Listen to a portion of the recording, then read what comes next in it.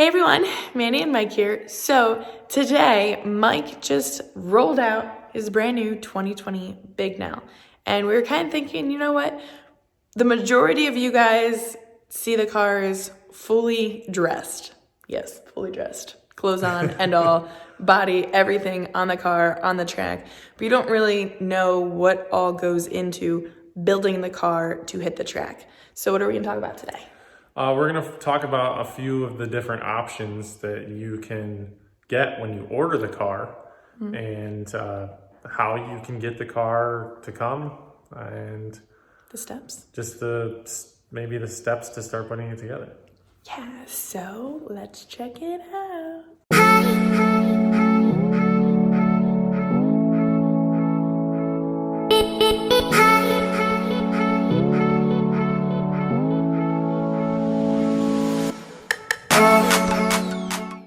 So one of the first options when you get a new chassis is whether you want a standard cage or a tall cage.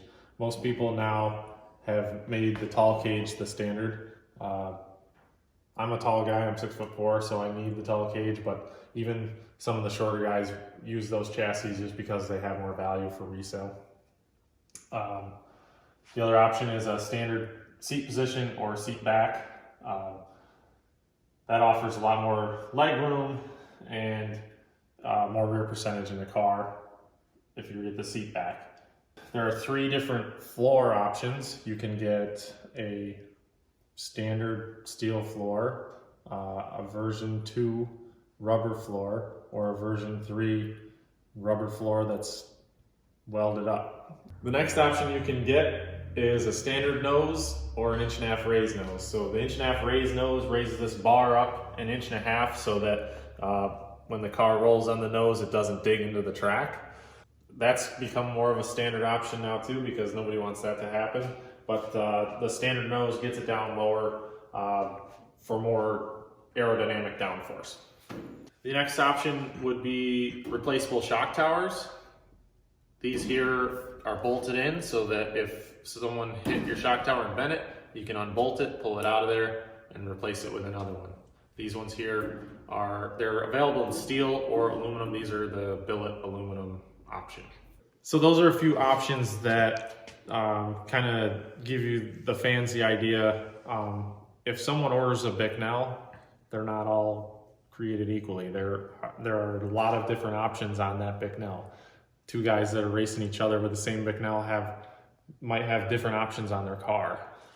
So there's a lot of different things that can make your car handle a little differently, drive a little differently, and just some are just created for driver comfort. And also, I mean, depending on like series or track, I suppose. Right, so many of the options are adjustable for whether you're running American Racers or Hoosiers, or is your car going to have sail panels or windows, or different rules, whether it's going to have a big block or small block or spec small block or a ported small block. So all those different combinations might require or might be better suited with a different chassis or a different option. The next thing I'm going to talk about is cosmetics. So these options just design the look of the car. This car has flat black powder coat, or powder paint, they call it. You can get these frames bare frame and paint them yourself, or you can get them coated in a number of colors. We chose flat black here, and we chose white bumpers and rub rails. So when you're choosing whether you want powder coat or colors of body panels, a lot of it's chosen by price. The cost goes up a little bit to have multicolored body panels. So we have two-tone. We got our hood and cowl are yellow, our chutes are yellow, and our inners are black, and our doors and quarters are black. So that costs a little more because they have to make the panels all different colors. Now you can get the chassis bare and make your own panels, bend them and make them yourself.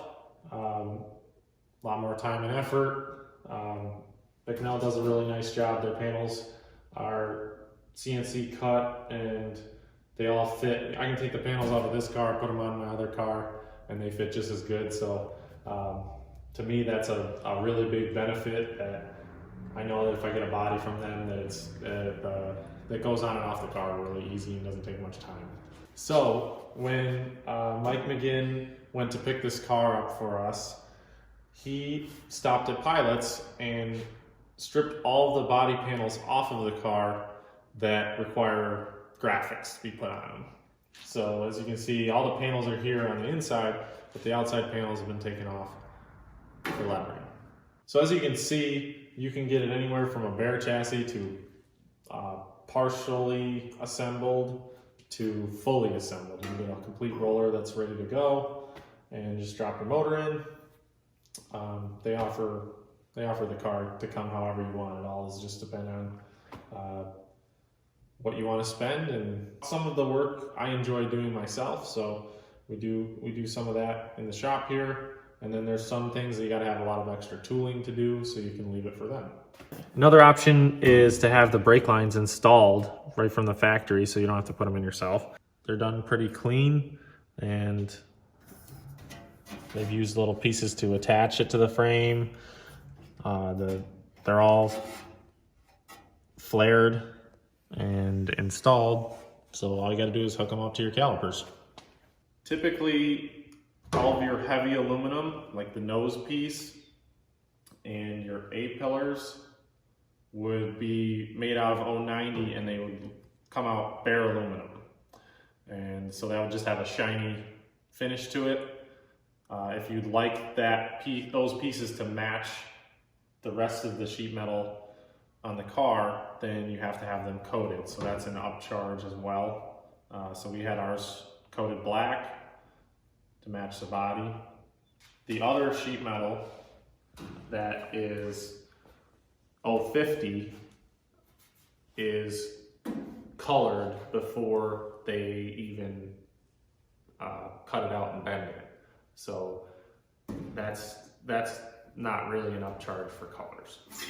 Another option, if you don't have a louver press, you can order your belly pan already louvered. That's another upgrade that helps cool the engine by letting the air out from underneath the car. So standard, this dash would come with just the holes in it, and you would put the gauges in yourself. Bicknell offers a dash that has a nice graphic on it, and the gauges, lights, and switches are all installed. I chose this option to save me time in wiring, and I will add a fuel pressure gauge and an oil temp gauge and a tack in addition to these. So there still is some work involved, but at least I'm halfway there. Another option are ballast tabs. So these two tabs are 10.5 inches center to center. So Bicknell will offer to put those tabs anywhere you'd like on the car that you'd like to bolt your lead, so that you can make the minimum weight at the end of the race. These are nice, all being the same center to center, because if all my pieces of lead have the holes 10.5 inches apart, I can move a piece from up here in the front to the back where I also have tabs, or from the left side to the right side, or vice versa. I actually have a fun fact to tell them on how they can tell exactly what number the car is of when they made it. So, well, I'll turn the camera around. So, at least on all Bicknells, what they do is they actually put the serial number right here. So, 2020, 2020. So, this is a 2020 car, and it was number 126. Right? Jeff Strunk. Perfect. I love Jeff Strunk. But actually, fun fact for me is that 126 in the afternoon was the time that I was born. So just saying, this might be a good car. Might be a good car. Good luck. Yeah. So now that we have our frame in the shop, I'm going to take all the body panels off of it that are left, and the bumpers, and get them out of the way so that I can start assembling it.